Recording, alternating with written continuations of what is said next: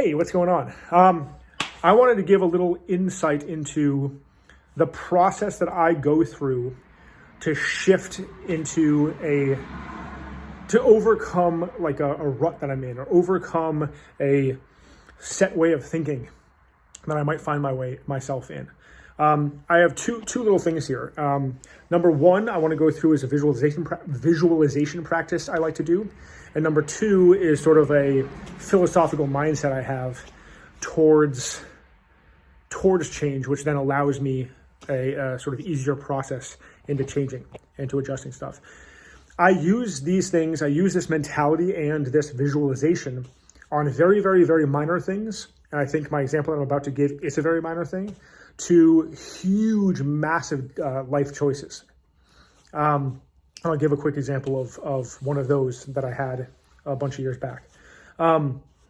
So the visualization is, I think of, and I'm going to use the example of the problem I'm having, which is the sleep. So I spend, an hour and a half to 2 hours, maybe after the kids have gone to bed, if I'm not coaching, reading about different companies and on these message boards, kind of talking about certain things. And I spend a lot of time soaking in that information because I like it, because I'm interested in it, because I'm fascinated by it. But if it's 2 hours, one of those hours could have been reading a novel, and the other hour could be asleep or whatever. Or 1 hour could have been meal prep, and the other hour could have been asleep. Or 1 hour could have been working out, and the other hour asleep. Or 1 hour could have been breath work, and the other hour asleep. Or it could have been 2 hours of sleep, so on and so forth. Or all these positives. So my visualization is that I look at myself. I see myself like an out-of-body experience. I look upon myself doing the things I'm doing. Then I shift, and I visualize the same exact person, the me, this beard and how I'm made up and everything like that, doing the other thing. I look at it. I watch myself doing that thing. I'm like, that person, that guy who looks a lot like me is doing something that I want to be doing, that I should be doing, that I wish I was doing. But I'm so caught up in this stuff. And I kind of want to do this. But wouldn't this ultimately be better? Wouldn't it make me more productive tomorrow? Wouldn't I end up getting more out of the daytime spent doing that same research and so on and so forth? Or do I just want to get into this mode? Hang out here. This mode also kind of tends to maybe watch a couple YouTube videos too. Or maybe scroll through social media a little bit too.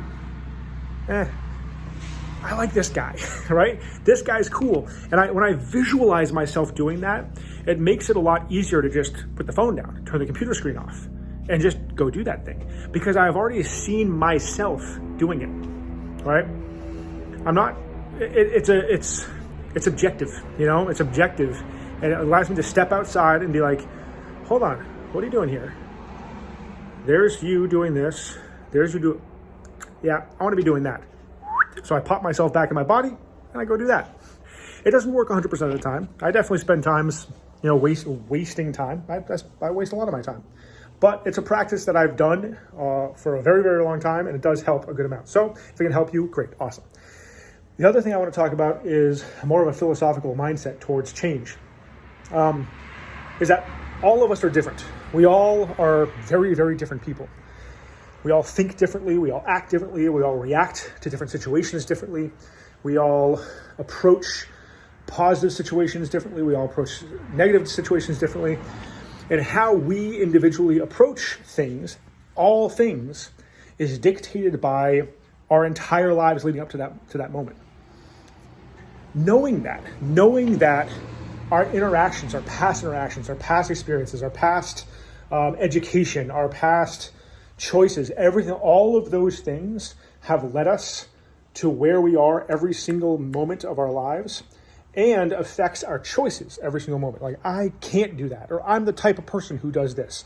I think like this, so I'm going to do that, right? All of those things could be different. We could make it different.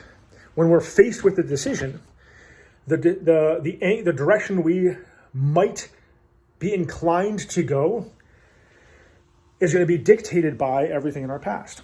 So a while back, I actually had decided much later in life that I wanted to join the military and join special forces. My dad had done it, and a whole bunch of stuff happened that made me think that that was something that I really, really wanted to do in my life. Now, my entire life up to that point, I kind of dictated that that's not what I want to do. It's not what I want to do. But ultimately, I thought of myself. I thought of people I know who have done it. Well, I was like, well, they can do it. They do it. What type of person, gives up so much of their life to go do something else, whatever that choice might be. And in the end, I ultimately didn't do it. I didn't do it, but that's a huge, long story as to why. And actually, my process of thinking through all this stuff led me to ultimately not do it, realizing that the biggest impact I can make in life would be to do something different. And actually, all of those decisions shifted from I'm going to join special forces, train, months of doing this, making life changes and stuff like that to get to that point, to then realizing I don't want to do it and why. And me as a human being changed. Those 6 months completely changed the way I think and the way I function and the way I react to stuff. And ultimately it was a process of tons and tons and tons of sort of objective out of body looking into my life, being like, what is supposed to happen in your life? And ultimately realizing that what happens in my life is completely up to me. It's completely up to me, right? My wife doesn't fully dictate. She motivates change and inspires change, but she doesn't make the changes for me. My kids motivate and inspire change, but they don't actually make the changes, right? My friends, my gym, my community, my family, all that kind of stuff, they can inspire change, but they don't make me do anything. I'm the one who ultimately chooses what to do.